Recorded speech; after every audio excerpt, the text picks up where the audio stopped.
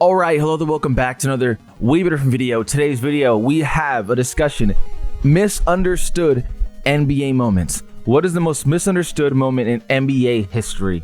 So, in all honesty, NBA lore is a big thing in this channel when it comes to these quizzes because I like knowing and learning about stuff that has happened in the past of the NBA or stuff that has happened very recently in the past of the NBA.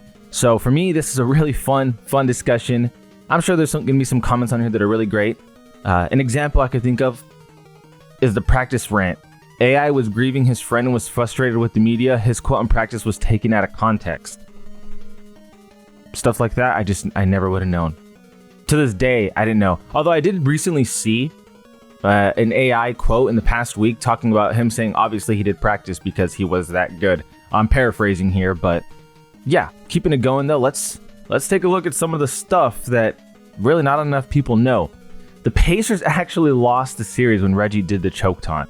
He did it in Game 5, and ironically, the Pacers went on to choke a 3-2 series lead. Funny enough, even when it was mentioned, Reggie doing the choke sign and the whole Tyrese Halliburton play where he was doing the choke sign, no one ever talked about it in the game thread, which is again on Reddit. I never saw anyone mention it on any social media that the Pacers actually lost the series that Reggie did it.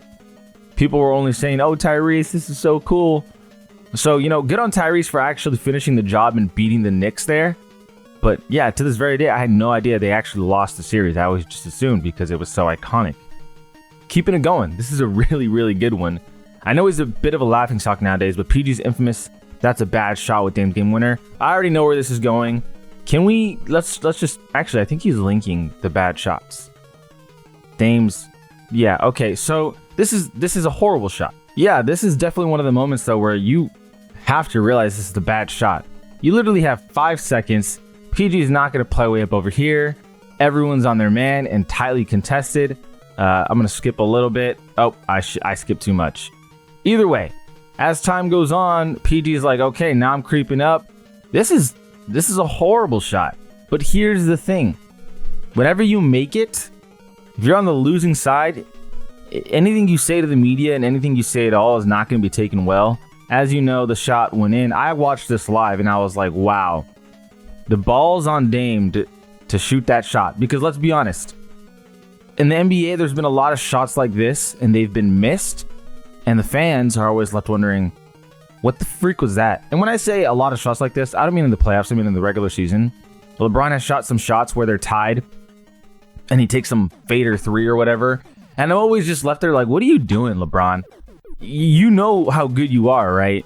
And obviously Damian Lillard is not LeBron, and most people are not Damian Lillard. But for all intents and purposes, no, this is far and away from a good shot. But for Damian Lillard, he knew what he was doing because he knew he could do it.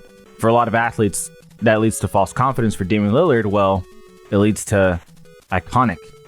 Because Blazers fans have seen this 1,000 times over. And you can't make this up. That was crazy. That was just insane. Keeping it going. VC got roasted for attending his graduation at North Carolina, which was the same day as Game 7 against Philly. He got there in plenty of time and the Raptors lost by a point. I wonder what year this was, because honestly, I don't even remember this at all. Game 7 of the second round in 2001 playoffs. So I was 1 year old, where Carter had a chance to send Toronto to the Eastern Conference Finals. Get this out of my face. Last second attempt at the buzzer, but Carter's shot clinked out. Toronto lost 88-87. Oh, he finished the game with 20 points on 6 for 18 shooting. Oh, damn. And he picked up extra flack from the media for attending that graduation in the morning. 2 private jet planes. With 9 a.m. graduation time, Carter said there were hours to spare before tip-off, and he was right on time for his usual pre-game routine. I was the first one in the meeting. I mean, for a Game 7, like, listen, I'm not an athlete to that level. You know, I'm recreational.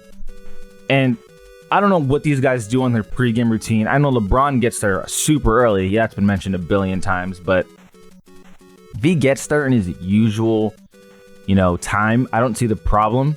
And I obviously the point of this comment is to really highlight that there isn't a problem with what he did. For me, it's just one of those things where it's like, did he really not mess up his mojo at all by going to this graduation? I feel like that's something that would on a game that big. Granted, nobody would know more than him. So I don't know. This one, well, yes, it's misunderstood because if he got there on his normal time, he got there on his normal time. That's something where, I don't know. For me, fuck a graduation. Give me the game 7. But it's super easy for me to say. I didn't even attend my own graduation because I just don't care about that kind of stuff. So I have to be fair to VC here and say, you know what? If he got there on time, his teammates are cool with it. It kind of is what it is. The famous Bron-Wade picture with Wade with his arms open and LeBron throwing for the dunk wasn't an alley-oop. It was a bounce pass. What? LeBron James. Oh my God.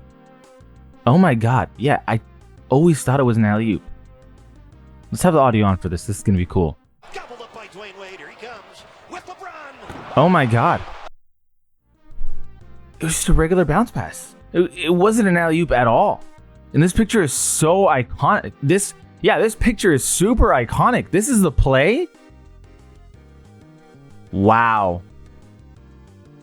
Was it one of these guys? Was it you who took the picture? Was it you? Someone here presumably took the picture because of the angle. That's crazy that this is the play. Wow. I can't get over that. I always assumed it was an alley-oop. Phenomenal comment. Holy lore. Holy lore. Keeping it going. To a lot of people, this comment is going to be confusing because they might have not watched this game. But 2, the reason why I'm highlighting this is because I believe it is super important to shut down a lot of the narrative that defense just isn't played in today's game. Anyway, let's just read the comment. There was defense being played. Okay, no, let's read the whole comment. Nobody played defense, quote unquote. Kings versus Clippers, 176 to 175. There was defense being played and the game actually was won on some defensive stands from the Kings. It's just 98% of the game featured some of the most transcendent basketball offense. Kawhi was nailing threes with 2 guys in his grill. A dude drifted slightly in the wrong direction on the other half of the court, leading to an open layup. Just legendary offensive firepower from both teams. And if you watch that game, you can 100% agree the offense was on crack.